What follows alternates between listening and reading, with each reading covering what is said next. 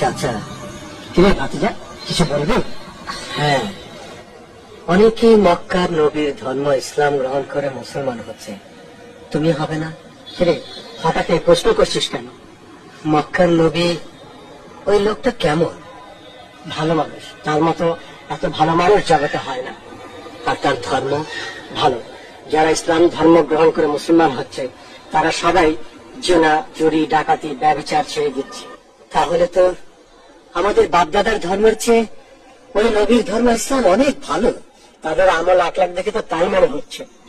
চাচা, তুমি মুসলিম হবে না? না, কখনো না। কেন?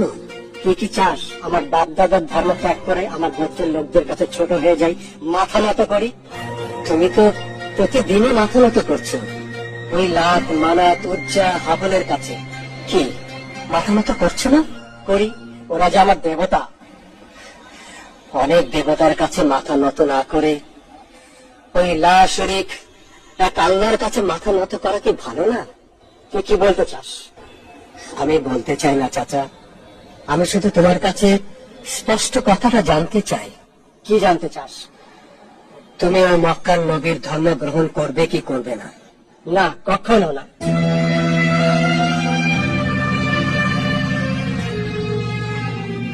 চাচা, আমি এতদিন অপেক্ষা করছিলাম তুমি আগে ইসলাম ধর্ম গ্রহণ করবে। তুমি যখন ইসলাম ধর্ম গ্রহণ করলেই না, তখন তোমাকে সাক্ষী রেখে আমি ঘোষণা দিচ্ছি, লা ইলাহা ইল্লাল্লাহু মুহাম্মাদুর রাসূলুল্লাহ। আল্লাহ ছাড়া কোন মাবুদ নাই। মুহাম্মদ সাল্লাল্লাহু আলাইহি ওয়াসাল্লাম আল্লাহর প্রেরিত রাসূল। ভাতিজা, তুই এর পরিণতি জানিস? না। তাহলে শোন, বলো, আজ থেকে তোর সাথে আমার সম্পর্ক শেষ। আমি রাজি। তোর বাপ নেই, তুই এতিম, এর জন্য দয়া করে আমি তোকে ভেড়া, ছাগল দিয়েছি। এই সমস্ত কিছু তোকে ত্যাগ করতে হবে। আমি রাজি আছি। আমার বাড়িও তোকে ত্যাগ করতে হবে। আমি তাতেও রাজি। তোর পরনে যে জামা কাপড় আছে এই সমস্ত কিছু আমার দেয়া। তার সাথে সম্পর্ক ত্যাগ করা মানে সমস্ত কিছু খুলে আমাকে ফেরত দেওয়া। চাচা, আমি তাতেও রাজি আছি।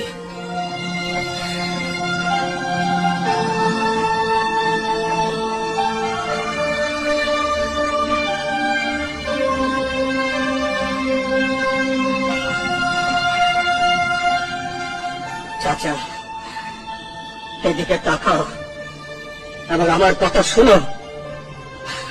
আমি আর এখন এই দুনিয়ার কারো গোলাম না। আমি এখন ওই আসমান এবং জমিনের মালিক একমাত্র আল্লাহর গোলাম, এবং তারই সন্তুষ্টির জন্য তারই প্রেরিত রাসূল মুহাম্মদ সাল্লাল্লাহু আলাইহি সাল্লামের খেদমতে চললাম।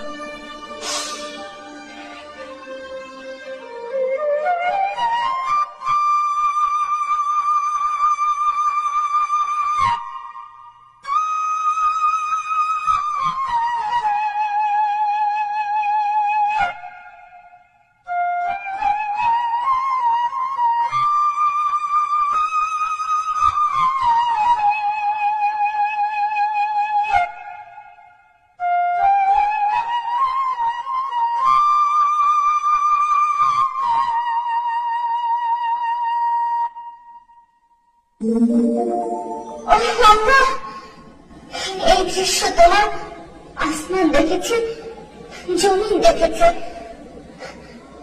দেখেছে দেখেছে জগৎবাসী। অথচ আজ ইসলামকে বলা হচ্ছে সন্ত্রাসবাদ, মুসলমানকে বলা হচ্ছে সন্ত্রাসী।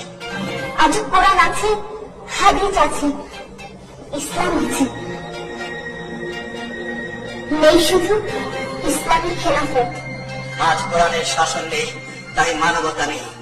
আর ইসলামী হুকুমত নেই, তাই শান্তি নেই। আজ সচ্চা মুসলমান নেই, তাই বিশ্বাস নেই। আল্লাহ তাআলার পর নাই না